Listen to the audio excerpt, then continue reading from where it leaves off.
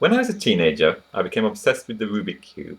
I spent all my waking time doing it, even in school when I should have been listening to lessons, until I got very fast, and within 6 months or so, I could regularly solve it within 20 seconds. And people would come up to me and say, "But isn't the cube really hard? You must be some kind of super genius." And I know from my experience that I'm no super genius, just a normal guy, but I worked very hard at it. No matter what, I was determined to become fast, no matter what. And I'm reminded of this when people ask me if Czech is hard. And my mind flashes back to that, and I would say, no, it isn't hard if you're willing to learn it, no matter what. And one of my friends here, I may have mentioned, said she wanted me to help her learn Czech, but she was only willing to spend a maximum of half an hour a week studying the language and talking in the language. And I don't think that's enough. I sort of very gently turned her down because I don't think you're going to learn very much in just half an hour a week. But not just that, it's not just about only putting half an hour a week in, it's that she wasn't very committed to it. So even during that half an hour, I don't think she'd be very passionate about it. And I want you to bear this in mind when I talk about whether or not Czech is a hard language. So I'm going to do a series of videos, a few people have requested this, going a bit deeper into the language itself rather than just the learning techniques and so on that I've been doing in the past, so it'll be a bit grammar focused. But we'll start with the script.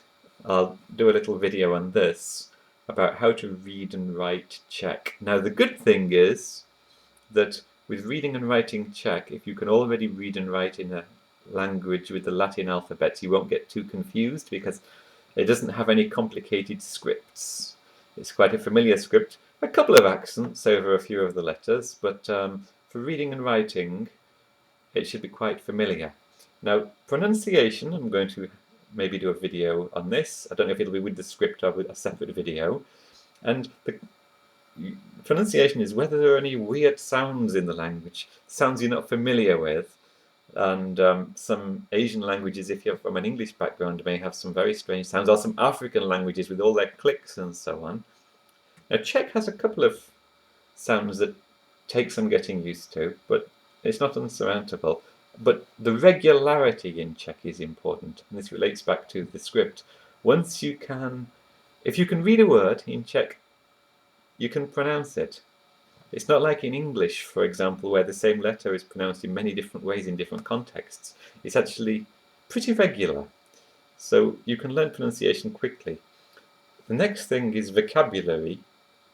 So how big is the vocabulary? I spent a couple of months learning Esperanto. I didn't get very far. I got bored with it, to be honest. But that has a very small vocabulary, just a few thousand words. Czech has hundreds of thousands of words. English has now officially been recognized as having 1 million words, the world's biggest language.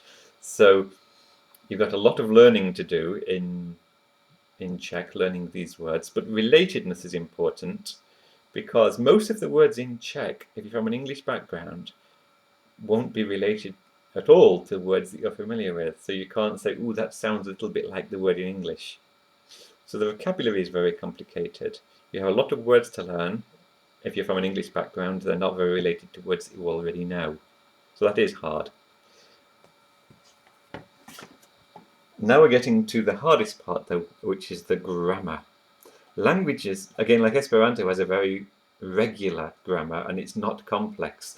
It's a small set of rules that apply all the time in Esperanto. But in Czech, there are dozens and dozens and dozens of rules, so it's quite complicated, and they're not applied very regularly. There are so many exceptions everywhere to the rules, so that you think you've got a grasp of it, and then some new complexity comes along. It's certainly the most complex grammar I've come across.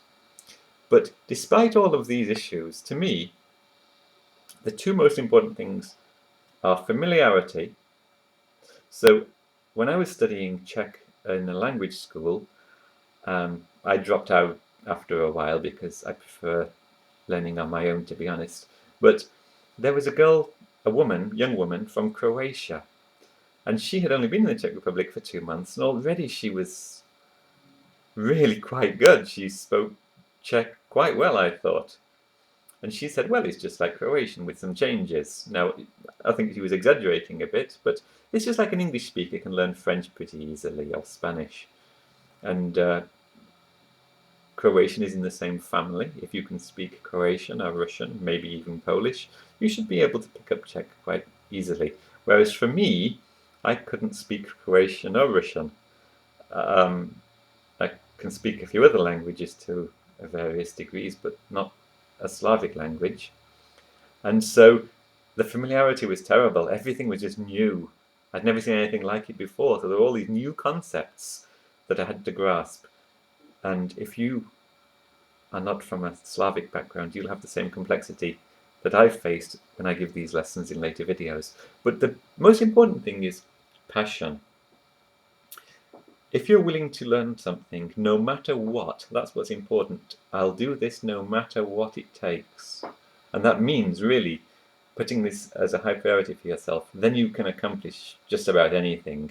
And even though I'm pretty rubbish at languages and had no background in Slavic languages, my passion for Czech keeps growing. Whereas this Croatian woman told me she thought it was a boring, ugly sounding language and she wasn't all that interested in learning it.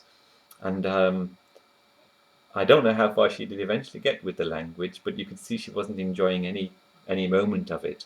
And I think that with passion, with this motivation, you'll be able to overcome all the other hurdles that we talked about. So that summarizes whether I think Czech is a complicated language or not. And I'm going to cover some of these points in separate videos in a new small series that's going to be called something like Czech Basics or something like that. Okay, thanks very much.